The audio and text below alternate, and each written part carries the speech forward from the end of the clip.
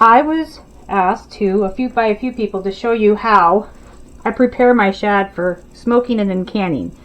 Most of the scales, we didn't use our pressure washer this time because the hose is broken. But all you really need to do, and I've already removed the scales, we clean it just like a trout, but when you remove the scales, just a spoon. I'm going to make sure I have all of the scales off. If you see this, I don't want scales on this fish because in the brine, I don't want scales. So whatever is left, you just take a spoon and you go across it, the opposite direction, towards the head, actually, and get as many as the scales off. I think I got most of them off. Okay? There might be a few stragglers. I'm going to rinse this off, and then I'm going to show you how I fillet it. I'm actually going to fillet this very similar to how I do a rockfish. Now, I like to go right behind this fin because it's easy for me. I'm going to go up this way, and then I'm going to go back this way. The point of this is we're trying to keep the main bones of the system out of the fillet. Here we go. Now, if it was a rockfish, I'd start now and just skin it, but I'm not going to. I'm going to take the actual tail off right here.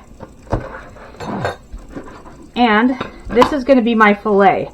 Now, I could probably take this part out because I'm not going to use it for the can at all. If I wanted to, it might be easier just to get less bones in it. But as you can see, it takes some of the meat out, so I don't think I'm going to do that next time. But you can if you want to, and that will leave some of this meat. I'm going to put it over here in my bowl. This is going to go in my crab bait pile. Now I'm going to flip this fish over and do the same. I put the fillet knife right above here. It's going to go right through, and you're going to be able to go right on top of the main bone. And then I'm going to do it again the other way and go towards the front. I mean, half one way, right, half the other way. Make sure your fillet knife is sharp, by the way. I'm going to cut off the tail. This will go into my crab bait bucket. And I'm going to put this fillet in the brine. And you can see if there's any more scales, you could probably just, at this point in time, use the spoon. We just don't want them to get into the meat because we're going to do a wet brine. So we're going to do it like this. And then it's going to go into my bowl. Like, well, on the rockfish, I start here and go back. But on these, since they're deheaded already, I'm just going to get my base, I'm going to just slide the knife in like that and run it up.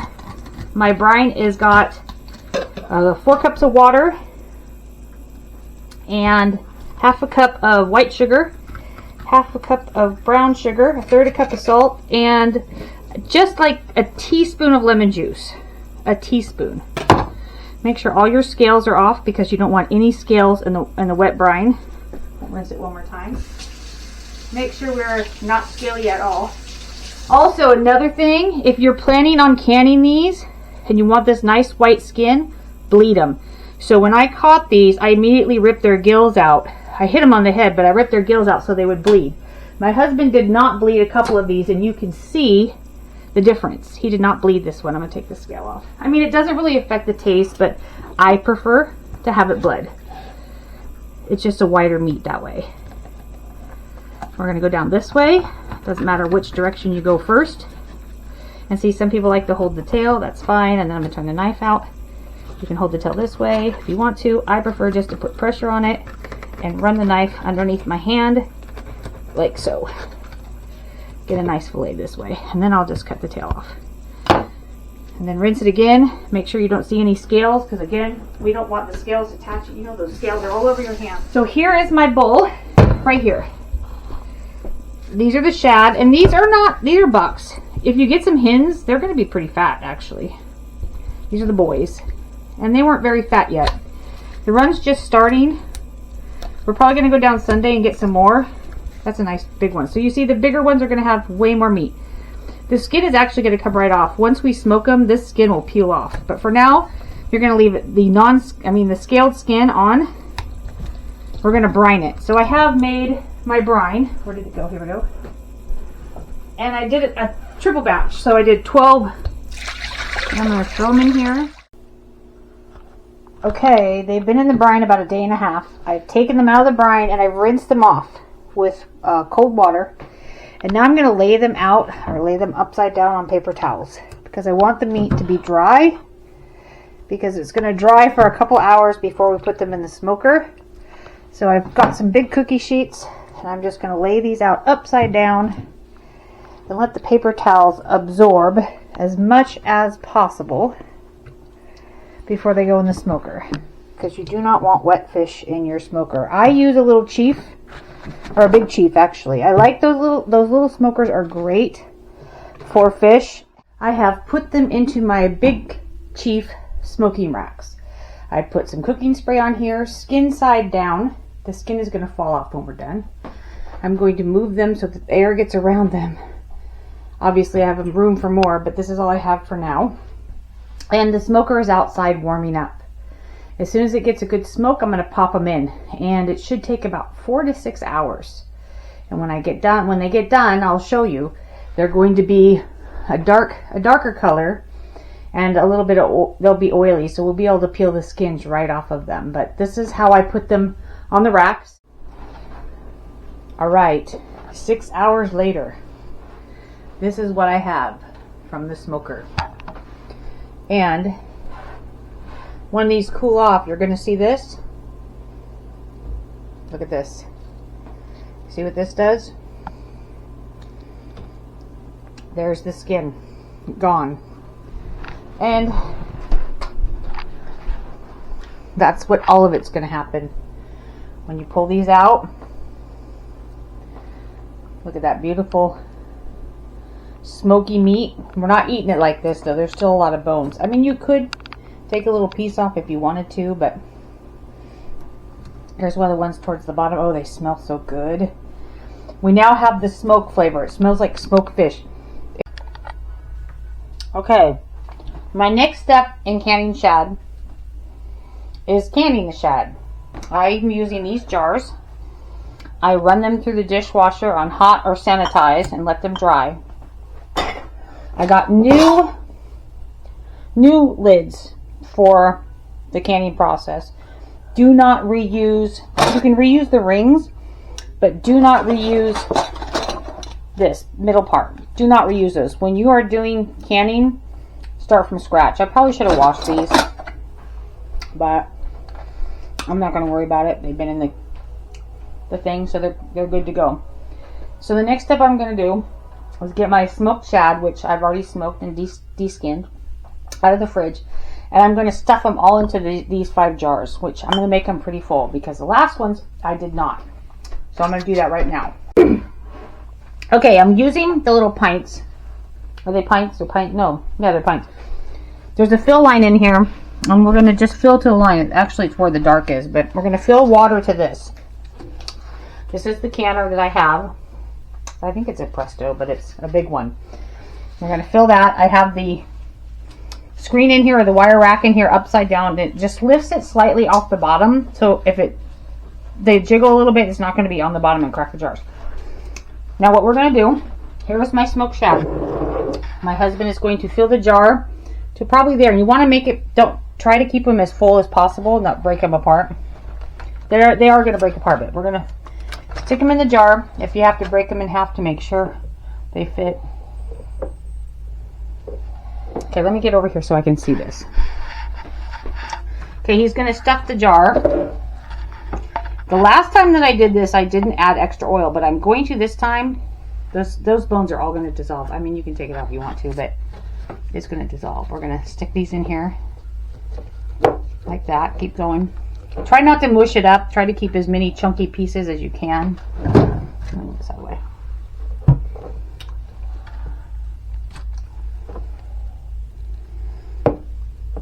Is that in there pretty good? Let's see. Yeah, don't see. There's some air in that little void pieces in there. So we're gonna grab some more. I'll grab another small piece. It smells so good. Okay. So then we're gonna grab another one. Do the same. Try and, like, if you have to when you do this, you can break them in half. I'm just going to show you. Don't get all tiffy so that you can get it as close to the jar as possible and layer it in. Because you want as little air pockets as possible. We want to keep it. Doesn't that smell good? Oh my God. It smells so good.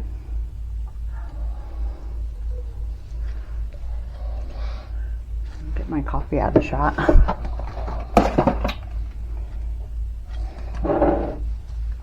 Yeah, layer it in there.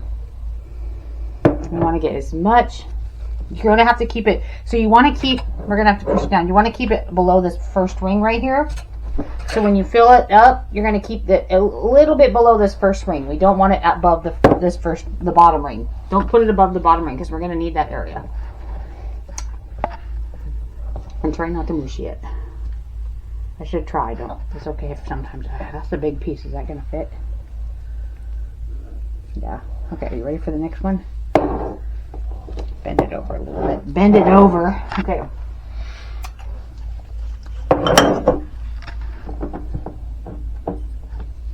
I mean, if it helps, you can do like this, if that's going to help, you know, set it on its side and slide them in there. Is that helpful? Yeah. Because you're going to just layer the fish. You want to layer the fish in there. That's going to be too long. Break it in half.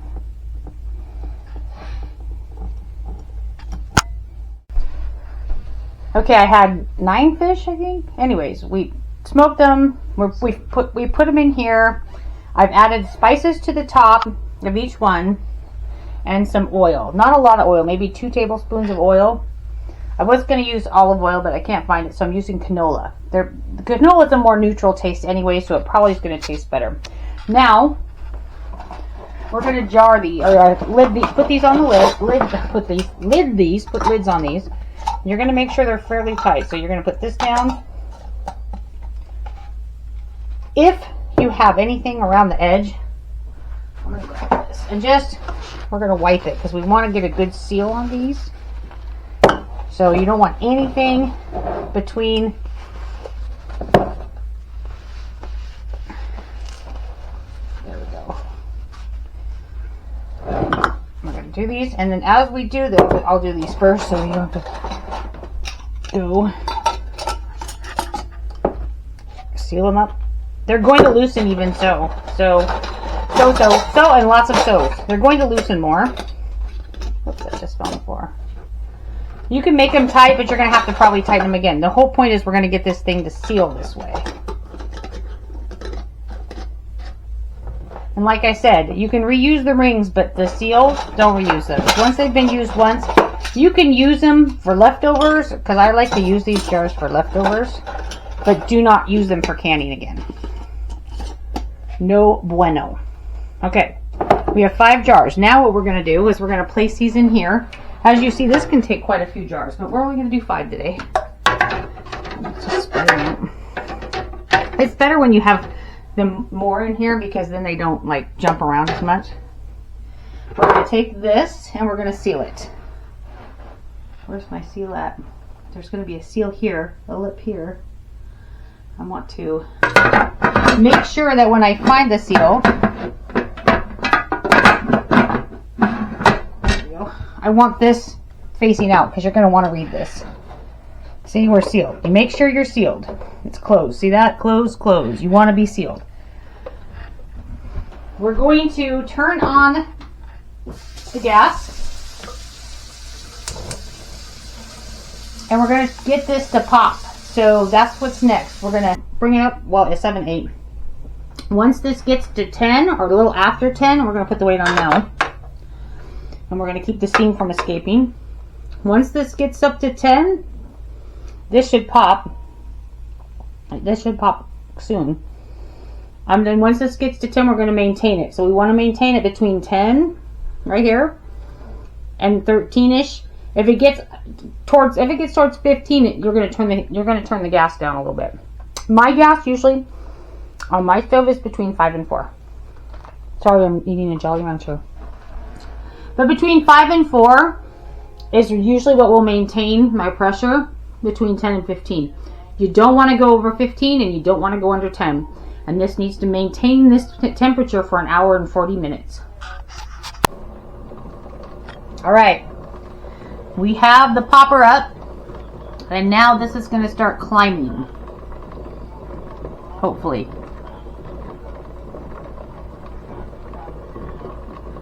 So we'll see how long it takes us to get up to, we are climbing some.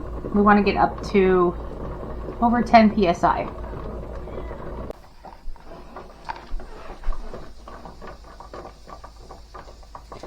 We have 38 minutes left. I'm going to turn down just a little bit more. It's going to be between like 3 and 4. And we're keeping it, this is slightly climbing up to 15, so I did turn it down a little bit so it'll go back the other way, because again, don't cross the 15. Okay, we hit the timer. I know I said natural release earlier, but what I really meant was once you take the weight off, the PSI is going to start dropping. So it's kind of like opening the vent button on the Instant Pot. And we're getting ready to drop. Hear that? Beautiful music. Pressure's releasing. It probably will drop right when it hits about 0. But we're still going to need to be extremely careful because it's going to be hot. As soon as this hits 0, we're going to get pot holders on, or gloves, whatever you want to wear. There we go. And then we're going to slowly open it and remove the cans. And I will show you in a minute what the cans look like when they're done. So now we are removing the jars. Just come straight. See how they're boiling? So they're gonna start popping. See, that's still out. So now they're going to start popping. The thing that sucks is, see how nice and juicy that one is? That's perfect. I want the juice to like be higher up, but that's okay. We're gonna eat these sooner this year, and I'm experimenting.